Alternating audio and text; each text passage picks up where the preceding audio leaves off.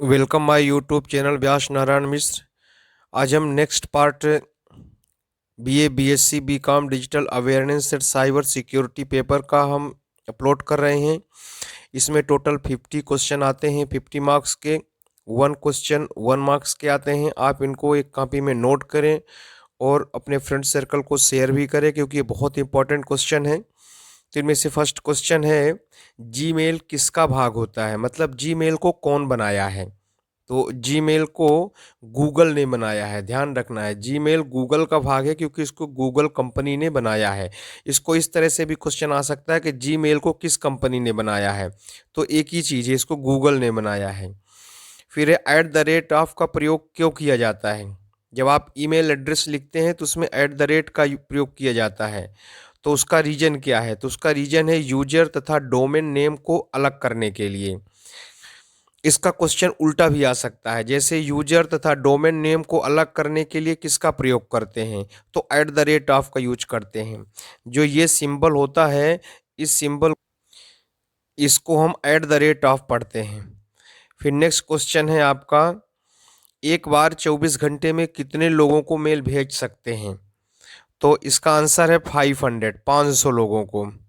फिर मेल भेजने के लिए किस ऑप्शन का प्रयोग किया जाता है? अगर हमको किसी दूसरे को मेल भेजना है तो हम कौन से ऑप्शन को सेलेक्ट करेंगे, या कौन से ऑप्शन पे हम जाएंगे? तो इसका आंसर है सेंड। अगर हमें मेल भेजना है तो हम सेंड के ऑप्शन में क्लिक कर देंगे, तो मेल जिसको भेजना होगा वो चला जाएगा। इसी से रिलेटेड एक क्वेश्चन और है, आगे आप देखेंगे। नेक्स्ट क्वेश्चन है, जब कोई मेल डिलीट करता है तो उसे क्या कहा जाता है? तो मेल डिलीट करने वाले को थ्रास कहा जाता है। थ्रास। जब कोई मेल डिलीट करता है तो थ्रास कहा जाता है। फिर जीमेल में कितने जीबी का डाटा स्टोर कर सकते हैं? तो इसका करेक्ट आंसर है, ये थोड़ा सा यहाँ पे मिस हो गया है। तो जीमेल MAIL होगा, एल भूल गए थे। तो जीमेल में कितने जीबी का डेटा स्टोर कर सकते हैं? तो लगभग हम 15 जीबी का डेटा जो है स्टोर कर सकते हैं। 15 GB, 15 GB का डेटा जो है हम स्टोर जीमेल में कर सकते हैं। फिर ये है, जो मेल हम भेजते हैं वो कहाँ स्टोर होता है? तो अभी अभी हमने डिस्कस किया कि इसी से रिलेटेड क्वेश्चन है।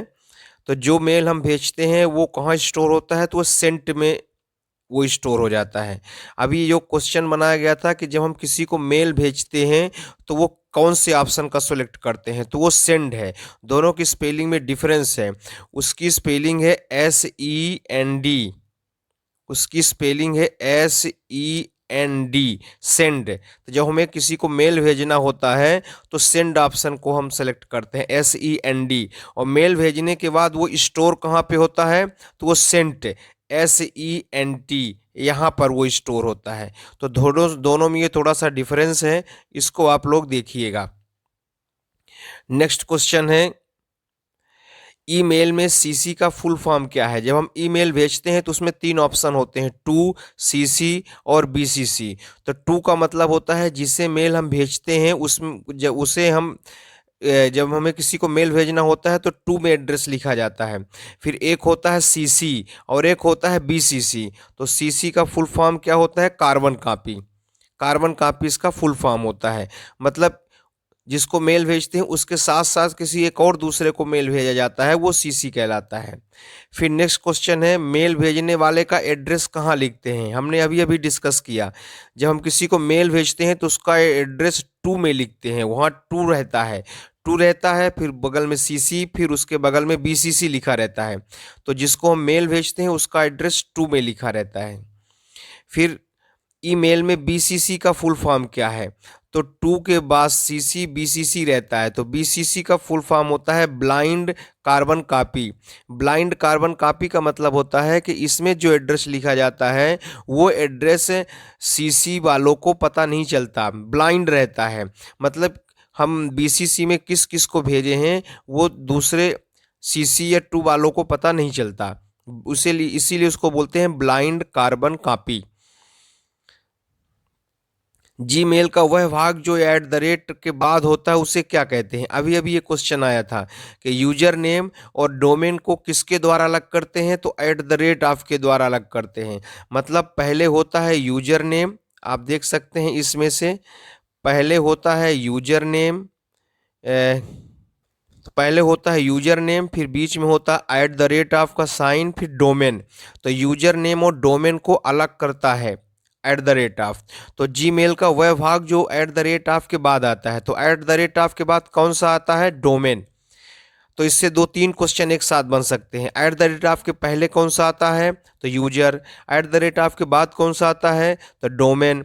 यूजर और डोमेन के बीच में क्या होता है? तो @ डोमेन के पहले क्या होता है? तो @ यूजर के बाद क्या होता है? @ तो इस तरह से इसमें से कई सारे क्वेश्चन बन सकते हैं, इसको ध्यान रखना है।